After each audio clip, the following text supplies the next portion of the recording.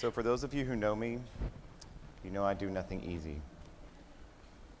So this should be interesting. Okay. Are you all ready for a wild ride? On this episode of Journey to Genius, you will get to experience firsthand where I have been, how I got here, and what the future holds to some extent. From my grassroots of Oklahoma to the newly settled seeds in Texas, buckle up and prepare yourself as we head out on this ride of a lifetime. Born and raised in Oklahoma, I found myself at an early age craving to be a CPA. I loved math. Math loved me. I even had a scholarship to the University of Tulsa, but I realized very quickly that was not for me, not my long-term goal. So what did I do? I started working for Target to gain work experience, took a keyboarding class instead of accounting. The keyboarding teacher pushed me into a school program called Business and Computer Technology Internship that allowed students to job out to local businesses. I was selected for an internship at Sunoco, and my career took off. After high school, I started attending a community college full-time and worked 2 retail jobs. I felt a tremendous amount of pressure being voted most likely to succeed. And I think I just needed to figure out what to do with my life. So my dad realized I was underutilizing my skills and found a job board at the school, for which he coerced me to look into.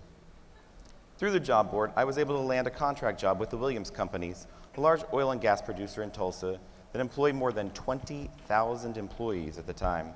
I began as an inventory clerk and in 6 months was hired on full-time as an IT procurement analyst. Another 6 months later, I was on track to becoming a systems analyst. Over the next 7 years, I acted as a business analyst, a project manager, reporting analyst, just to name a few. I was eager to learn and took on any challenge that came up. I was writing SQL code, all while I was, college is in the back burner, not a big deal, and then tried to go for the MCSE. In 2004, Williams outsourced the majority of their IT department to IBM. I was retained as an account manager, but it wasn't a good fit for me. In the summer of 2005, I took a new job and moved to Charlotte, North Carolina to work for Duke Energy as a project manager. After 4 months of boredom, I heard there was a records business analyst role back at Williams, and so I went. I gladly accepted the role, and in the fall of 2005, my world started spinning.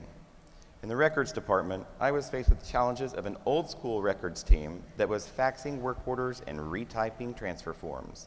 Coming from an IT background, I had to find a way to connect IT and RIM. I spent 6 years improving the RIM program for Williams in what were some of the best and more challenging times of my life. Unfortunately, one of those challenges was being career stagnant and not by my own doing. To this point, I lived my life being content as a passenger on the career path, and it was time to take it into my own hands.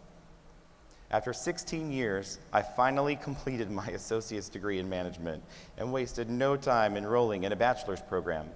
At the same time, a former Williams employee invited me to interview for a records manager position at Newfield Exploration. I landed the position, obtained the CIP, and the career speed bumps started to grow smaller and smaller. After the transition to Newfield, I immersed myself into ARMA and volunteered more hours than I should have to help me build my network and continue my understanding of information management. I became the president of ARMA Tulsa while busting out my bachelor's in administrative leadership from the University of Oklahoma in 2 years.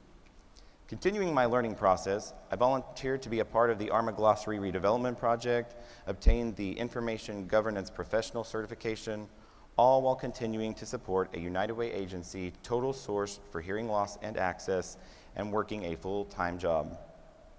Then, in 2013, Newfield went through an organizational transformation and offered to relocate me to the Woodlands, Texas, in the corporate office as the records program manager. I accepted the position, packed my belongings, and headed to the next level of my career, but not before going out with a bang at the Southwest Region Leadership Conference. Before I was even able to begin unpacking in the Houston area, I found myself already voluntold to be a part of the ARMA Houston chapter. After attending my first ARMA Houston conference, I quickly volunteered to help. I stepped up as the conference program manager and even took on a role coordinating the holiday social this past year. Today, I'm in my second semester of the MBA program at Sam Houston State University. I'm the Vice President of Marketing and Technology for the ARMA Rio Grande chapter, serve as a grader for the CRM exam, and I'm happy to share my knowledge, experiences, and story with anyone interested or anyone that pretends to listen. Though the path hasn't always been easy, all of the experiences I've had, both good and bad, have made me who I am today. I was told by many people that I would never get a degree, never pass a certification exam, and as you can tell, I am a real good listener. But why?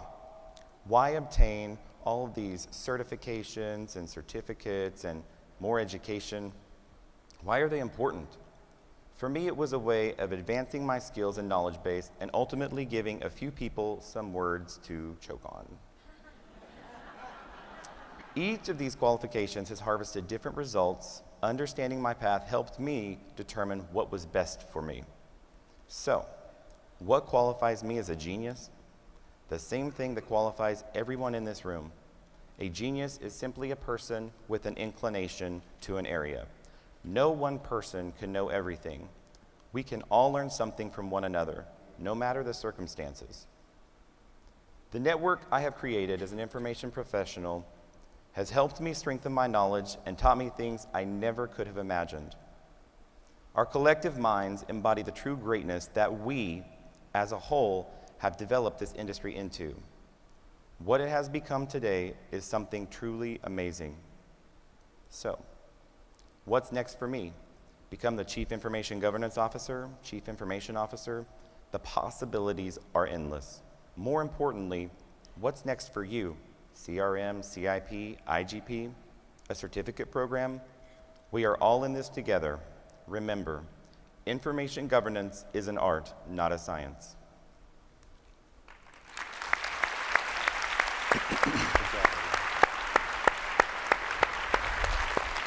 And now comes the fun part. Great job. Now, if it didn't also implicate me, I would tell you that Ryan was out very, very late last night. And I know that personally, but I'm not going to tell you that, so let's move on from there. Now, Okay. I guess the first question I have, Ryan, is when exactly did you join the Polka Dot Club? I mean, because I see we have an exclusive club emerging here. These are my only pair that I got last week. Oh, Yes. Excellent. All right, well, great job on that. You know, one of the things that I was curious about is, you know, surely as you took this path through your career, there was, you know, because you didn't begin with an idea that you were going to do records management or IG, surely there was other forks in the road you could have taken. Why did you stay on this path? Why didn't you go another direction? That's a great question. And honestly, it really boils down to two things. The first thing is information management. Look at where we are today compared to 5 years ago. We are skyrocketing with where we have been to where we are. Technologies are changing. I see this profession growing. I don't see it going away anytime soon. You know, we have things like the cloud. How long has the cloud been around? Not long, not when I started. So I think that, you know, that is one thing I look forward to is, hey, you know what? In the future, this is what I see is going to be something that people are going to look at. Some of us don't have executive support, some of us do. I think as we evolve as a profession, we will then be able to integrate well into these organizations. Yeah. Second piece of that is the network. The people in this audience are some of the best people I have ever met in my life, and I am happy to consider them friends, and so I wouldn't change that. So I think this is a question that came to mind in listening to all of you and Sophia's presentation as well, is that, you know, not everybody in this room is a Jason or a Tara or a Ryan or a Sophia. And so I think the question is, you know, is success in this field, does it just come down to having the right personality, or can you really learn the skills, the soft skills in particular, that you need to move forward and become a leader? So I will tell you, in the oil and gas industry, personality plays a role in it. We have a lot of culture in the organization that you have to navigate around. So you can't go in there and say, I am a records manager and you will do this because I told you to. You just have to, you go in, you build relationships, and you say, you know what, here's where I need to get to. I see where you are. How can we bridge that gap? How can we meet in the middle? and then you build from there. Once you build that trust and those relationships, then the sky is the limit. You're just rocking and rolling to move forward.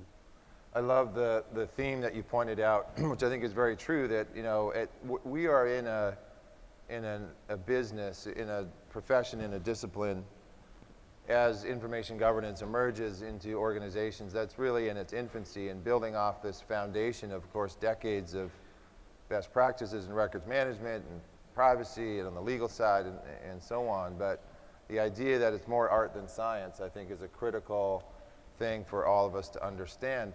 If we listen to, and we'll hear this, I think, in Sophia's as well, everybody on this stage did not set out to be where they are today, right? It was a series of decisions and a series of choices and a drive and ambition and following their gut that led them here. And I think that's, as information governance emerges, that's going to be very important for all of us as well. So great job. Thanks for sharing that. Thank you. Thank you.